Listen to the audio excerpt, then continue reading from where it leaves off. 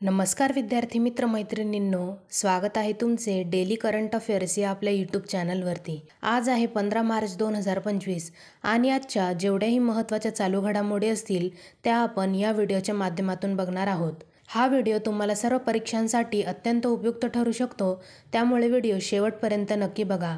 आणि जर तुम्हाला व्हिडिओ आवडला तर व्हिडिओला लाईक देखील करायला विसरू नका। चला तर मग सेशनला सुरुवात करूया। प्रश्न पहिला आहे, अपेडाने अलीकडे आहार 2025 ची 39वी आवृत्ती कोठे आयोजित केली आहे? या प्रश्नाचे योग्य उत्तर आहे पर्याय क्रमांक ए, नवी दिल्ली।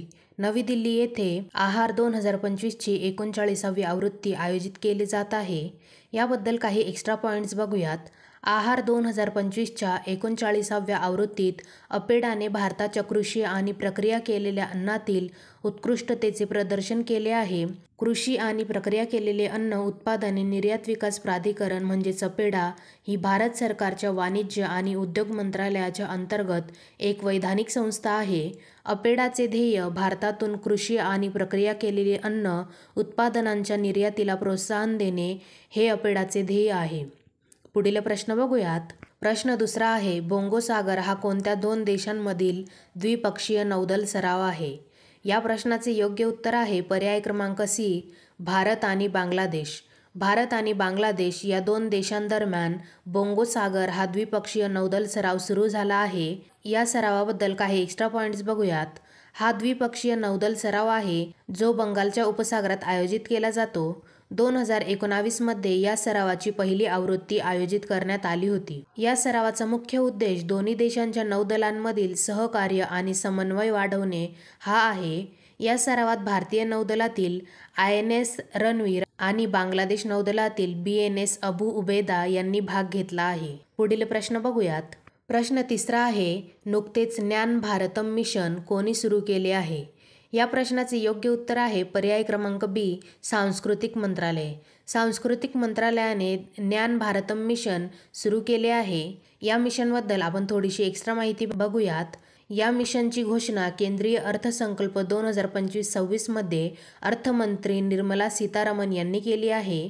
याचा उद्देश भारतातील शैक्षणिक संस्था, संग्रहालये, ग्रंथालये आणि इतर भांडारांमध्ये असलेल्या 1 कोटी हस्तलिखितांचे सर्वेक्षण, दस्तऐवजीकरण आणि संवर्धन करणे हे ज्ञान भारतम मिशनचे उद्देश आहे। या मिशन अंतर्गत national archives of India NAI तर्फे एका महिन्यात 6 लाख पृष्ठांचे जतन केले जात आहे आणि त्यातील लाखो पृष्ठांचे दररोज डिजिटलायझेशन केले जात आहे। पुढील प्रश्न बघूया। प्रश्न क्रमांक 4 आहे, सिप्रीच्या अहवालानुसार कोणता देश जगातील सर्वात मोठा शस्त्र आयात करणारा देश बनला आहे? या प्रश्नाचे योग्य उत्तर आहे पर्याय क्रमांक सी, युक्रेन। सिप्रीच्या अहवालानुसार युक्रेन हा जगातील सर्वात मोठा शस्त्र आयात करणारा देश बनला आहे। याबद्दल काही एक्स्ट्रा पॉइंट बघूयात। Stockholm International Peace Research Institute म्हणजे सिप्रीच्या अहवालानुसार चालू युद्धामुळे युक्रेनची शस्त्रास्त्र आयात जवळजवळ 100 पट वाढली आहे। 2020 ते 24 दरम्यान आयातीत 9.3% घट झाली असूनही भारत दुसऱ्या क्रमांकाचा सर्वात मोठा शस्त्रास्त्र आयातदार राहिला आहे। भारतीय शस्त्रास्त्रांच्या आयातीतील सर्वात मोठा वाटा 36% वाटा रशियाकडून आहे। आता आपण सिप्रीबद्दल थोडीशी माहिती बघूयात। सिप्री ही 1966 मध्ये स्थापन झालेली एक स्वतंत्र संस्था आहे जी स्वीडनमधील स्टॉकहोम येथे आहे। सिप्री जागतिक शस्त्रास्त्र आयात, निर्यात आणि लष्करी खर्चाचा व्यापक डेटा प्रदान करते। पुढील प्रश्न बघूयात। प्रश्न 5वा आहे, वर्ल्ड एअर क्वालिटी रिपोर्ट 2024 नुसार जगातील सर्वाधिक प्रदूषित देशांमध्ये भारताला कोणते स्थान मिळाले आहे? या प्रश्नाचे योग्य उत्तर आहे पर्याय क्रमांक डी, 5वा। वर्ल्ड एअर क्वालिटी रिपोर्ट 2024 नुसार जगातील सर्वाधिक प्रदूषित देशांमध्ये भारताला 5वे स्थान मिळाले आहे। याबद्दल काही एक्स्ट्रा पॉइंट्स बघूयात। आसाममधील बर्नेहाट हे जगातील सर्वाधिक प्रदूषित शहर ठरले आहे, तर दिल्ली सर्वाधिक प्रदूषित राजधानी ठरली आहे। 2023 मध्ये भारत 3ऱ्या क्रमांकावर होता। जगातील 20 सर्वाधिक प्रदूषित शहरांपैकी 13 शहरे भारतात आहेत। या रिपोर्टनुसार टॉप 5 प्रदूषित देश बघूयात। सर्वात 1 नंबरला आहे चाड, 2 नंबरला आहे बांगलादेश, 3 नंबरला आहे पाकिस्तान, 4 नंबरला काँगो आणि 5 नंबरला या रिपोर्टनुसार भारत आहे। पुढील प्रश्न बघूयात. प्रश्न क्रमांक 6 आहे, 12 मार्च 2025 रोजी 57व्या मॉरिशस राष्ट्रीय दिनाच्या समारंभात सहभागी होणाऱ्या भारतीय नौदलाच्या जहाजाचे नाव काय आहे?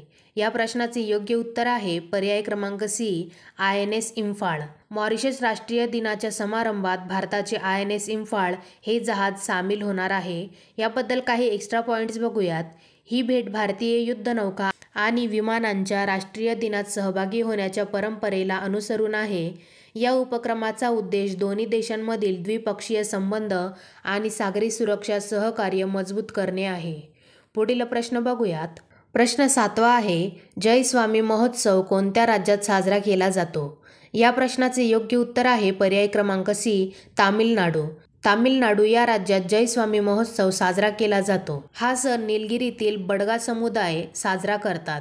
पुढील प्रश्न बघूयात. प्रश्न क्रमांक 8 आहे, भारतातील पहिली वर्ल्ड ग्रँड प्रिक्स कुठे आयोजित केली जात आहे? या प्रश्नाचे योग्य उत्तर आहे पर्याय क्रमांक ए, नवी दिल्ली. नवी दिल्ली येथे भारतातील पहिली वर्ल्ड ग्रँड प्रिक्स आयोजित केली जाणार आहे.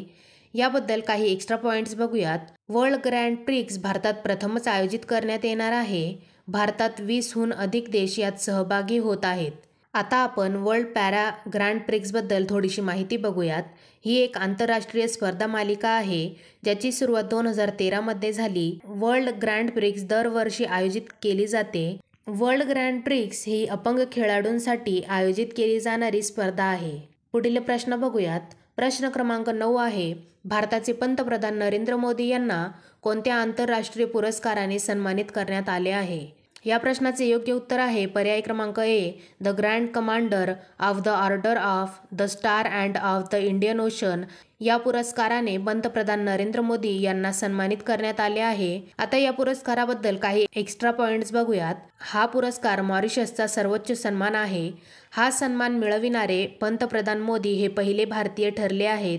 मॉरिशसचे अध्यक्ष धरमगोकुळ यांच्या हस्ते हा पुरस्कार प्रदान करण्यात आला. आता आपण मॉरिशसबद्दल काही एक्स्ट्रा पॉईंट्स बघूयात. मॉरिशसची राजधानी पोर्ट लुईस आहे. मॉरिशसचे अध्यक्ष आहेत धरमगोकुळ व मॉरिशसचे पंतप्रधान आहेत नवीन रामगुलाम. पुढील प्रश्न बघूयात. शेवटचा प्रश्न, प्रश्न क्रमांक 10 आहे, स्टारलिंकची इंटरनेट सेवा भारतात आणण्यासाठी कोणत्या भारतीय दूरसंचार कंपनीने SpaceX सोबत करार केला आहे? या प्रश्नाचे योग्य उत्तर आहे पर्याय क्रमांक डी, अ आणि ब दोन्ही म्हणजेच एअरटेल आणि जिओने SpaceX सोबत करार केला आहे स्टारलिंकची इंटरनेट सेवा भारतात आणण्यासाठी. याबद्दल काही एक्स्ट्रा पॉईंट्स देखील बघूयात. भारतीय ग्राहकांना सॅटेलाईटद्वारे हाय स्पीड इंटरनेट सेवा उपलब्ध करून दिली जाणार आहे. ही भागीदारी भारतात वेगवान डिजिटल कनेक्टिव्हिटी विस्ताराचे वचन देते. उच्च स्पीड, कमी लेटन्सी इंटरनेट अगदी दुर्गम भागातही याद्वारे उपलब्ध होणार आहे. विद्यार्थी मित्र मैत्रिणींनो, अशा प्रकारे इथे आपले संपूर्ण प्रश्न झालेले आहेत. मी आशा करते तुम्हाला सर्व प्रश्न आवडले असतील. तुम्हाला सर्व प्रश्न कसे वाटले मला नक्की कमेंट करून सांगा. आणि जर तुम्हाला हा व्हिडिओ आवडला असेल तर व्हिडिओला लाईक व शेअर देखील करायला विसरू नका. आणि अशाच नवनवीन डेली करंट अफेअर्ससाठी डेली करंट अफेअर्स या आपल्या यूट्यूब चॅनलला देखील सबस्क्राईब करायला विसरू नका. धन्यवाद.